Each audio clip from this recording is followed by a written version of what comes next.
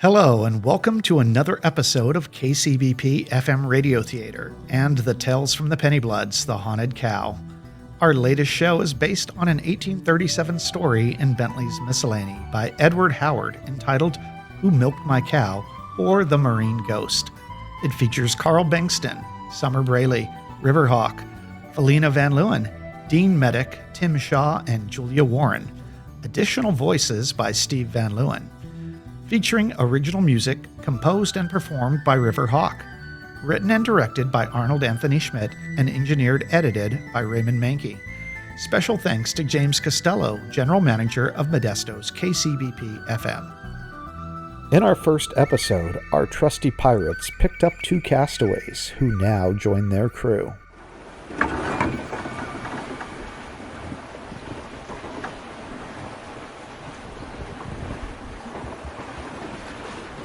A few hours' rest and a hot meal make all the difference in the world. The castaways rest in their cabin. Peterson, a little worse for wear after his dunking, is grateful for the dry clothes. Mary sits beside him, delighted at their rescue. What a surprise, meeting old Archie Lambert out here. We haven't seen him since... Oh, don't dwell on the past, my dear. Best to let bygones be bygones. I don't know about that. You don't still hold a grudge. About the gold? It's true we didn't get our share, but the way things turned out, you were lucky to be alive. I get that, but... Besides, one good turn makes up for a bad one. Quite a stroke of luck that he picked us up today. That's a fact. I thought we'd be goners out here in the middle of nowhere. No pirate with any brains would linger longer than necessary in the sea lanes. Sure, there's merchant ships aplenty to choose from, but there's the Navy as well. British, French, Spanish. That's true. Think about what happened to old Short-neck Thompson. His neck wasn't so short in the end, that's for sure. Well, if he'd fought like a man, he wouldn't have hung like a dog. Still, it does make me wonder what Lambert and this bunch are doing out here, where they're going. I'm just happy to get out of those wet clothes. This dress that Anne gave me. Beautiful silk brocade. And her jewels. The gold and silver place settings at the captain's table bespeak prosperity. As one of the brethren of the sea, it would certainly seem our Captain Lambert has done right well for himself. I was thinking the same thing. I figure he owes us a cut of the treasure from the Royal Madrid, what with the way that voyage worked itself out. Now don't he go starting on that again? All right. It does make me wonder where he's stashed his riches, though. He'd be a fool to carry his treasure on board. He must have buried it on an island somewhere. Let's both keep our peepers open and see what we can see. But perhaps you could find out. Aye, maybe I can at that.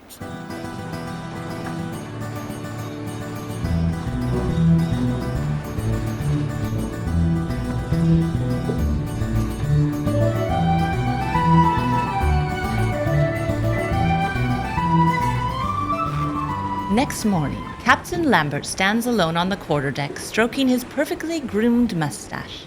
He studies the clouds in the distance. The sun is bright. A light breeze blows. Lambert turns as Mary approaches him. She looks tall and languorous in the beautiful dress. Good morning, Captain. Nice to see you again after all these years. And a good morning to you too, Mary. Fine weather and calm seas.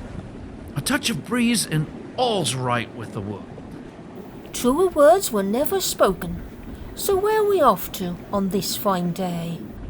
Oh, you'll all find out soon enough. I've got a particular destination in mind. I don't doubt that you do. A big, strong man like you, one who thinks for himself and charts his own course. That I do, Mary. That I do. Oh, Captain. You needn't get so close, Mary. I'm quite able to stand up all by my lonesome without you providing support. I'm sure you are, Captain. But when I'm near you, I don't know what comes over me. I get so... I know what you mean, Mary. It's likely the salt pork we had for dinner last night.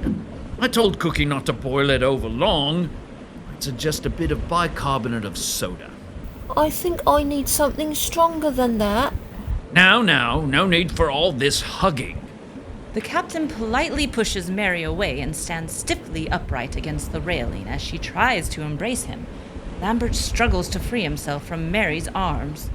But Captain, I'm just feeling a bit dizzy, being near you, and knowing that our fate is in your hands. Oh, I wouldn't say that.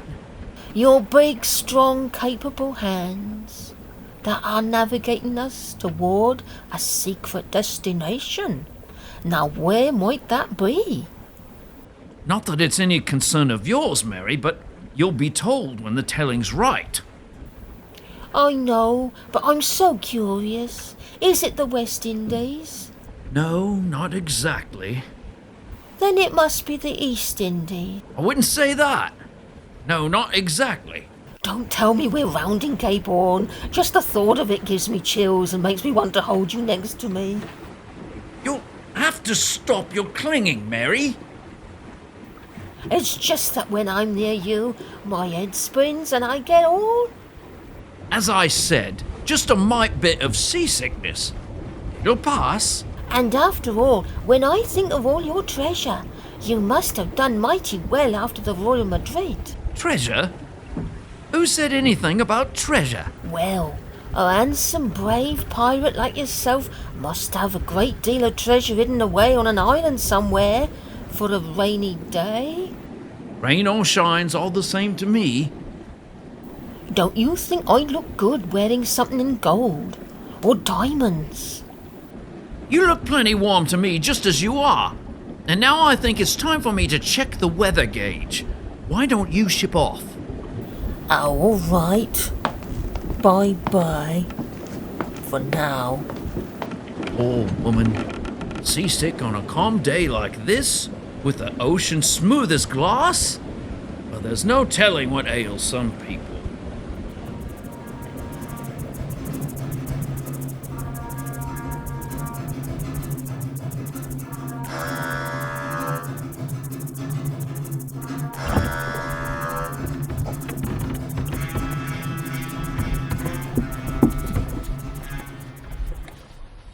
That night, Anne watches over Lambert in their cabin.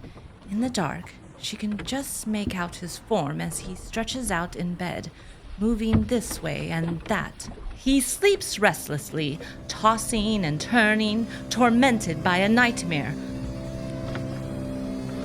Suddenly,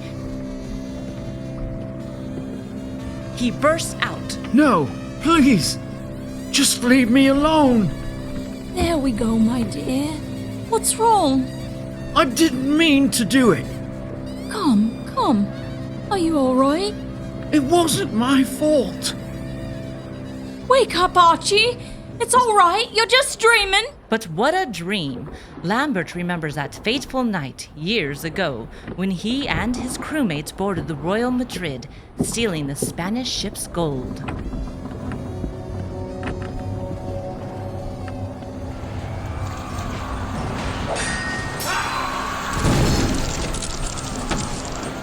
The attack proved successful, though as the day went on, a storm arose and the sea became turbulent.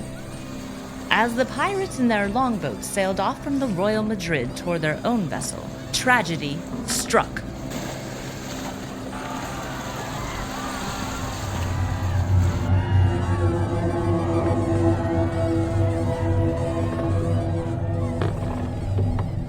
I was having that old dream again. About the storm. And Red McAllister? Aye, that's the one. Clear as day, I can still see that bandana he wore around his neck. Red as blood. But that was years ago. And you said it wasn't your fault. I tried to save him. When that wave crashed over our deck and Red fell overboard, we threw him a line, but it was no use. You did what you could. I know. Red begged me, don't let me go out like this, mate. After all we've been through together. But then he was gone. Oh, my dear. When I looked into the sea, the last thing I caught sight of was Red's face, and his eyes fixed on me, like they was burning an hole in me body. Then he slipped under and sunk beneath the waves. I don't see what else you could have done. Red'll never forgive me, and I can never forgive myself. He haunts me night after night.